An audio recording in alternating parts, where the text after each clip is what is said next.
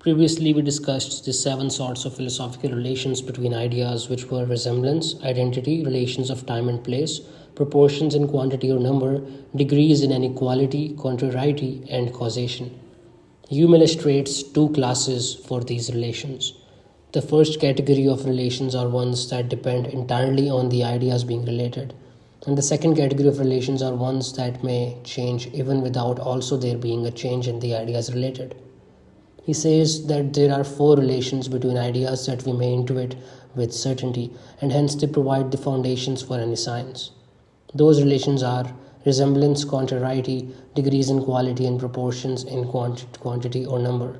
This leaves three others that do not depend on the idea being related, which are identity, situations in time and place, and causation. Hume says that the relations between objects are never inherent to them. Rather, they form themselves in our mind, and in the case of cause and effect, their relations are obtained by means of our memories. In section 2, we need to perfectly understand the ideas we reason with if we want our reasoning to be just and adequate. But we cannot obtain a perfect understanding of an idea if we do not trace it back to its origin. We know that ideas originate in impressions. So to trace an idea to its origin is to uncover the primary impression that it arises from. And by doing so, the idea and our reasoning on it obtains clarity. Now we want to understand the idea of causation, so we must trace it back to its impressional origins. To find causation's origin, we consider a concrete instance of a cause and an effect. We note that the relation of causation is not an inherent quality of any object, but we find that every object we have ever encountered has already obtained the relation of cause or effect. And yet, we also note that there is no universal quality shared by all things that explains why they all are already causally related. So rather than find causation as a quality in any one object, we must find causality as a relation between things. Hume notes firstly that in all cases where objects are related causally, they are to be found contiguously in time and space. And even distant objects that seem causally related are really linked by a chain of intermediate contiguous causes. In fact, even if we cannot determine some complex chain of causes between distant objects, we still presume there must be one in order for them to be causally related.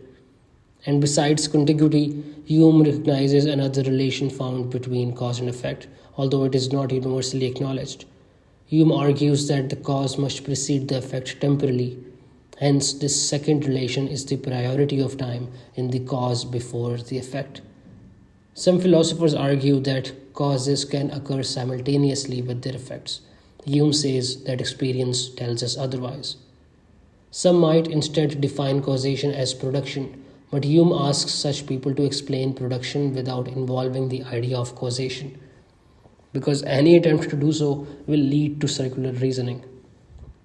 Hume says that the only relations in causation are succession and contiguity, and we need a necessary connection as well, as a necessary connection between causally related objects is an essential factor determining which objects are causally related. Hume will now examine causally related objects to see which impression leads to the idea of necessary connection. Note firstly that we may determine all the qualities of causally related things, but we will find that their causal relation depends on none of their attributes. And when we consider the relations, all we find are contiguity and succession. Now recall that all ideas are derived from impressions, but so far we cannot find any impression that explains the necessary connection between causes and their effects. Hume, however, is not ready to conclude that we have an inborn notion of necessary connection as an a priori idea. Often when we cannot find something where we expect it, we dig about it in the surrounding regions, hoping that by chance we discover what we seek. Hume then will detour briefly from the analysis of the necessary connection between cause and effect. Instead, he will address two other questions that might provide some clues. The first question is, why are beginnings caused? And the second question is, what causes us to seek causation this way?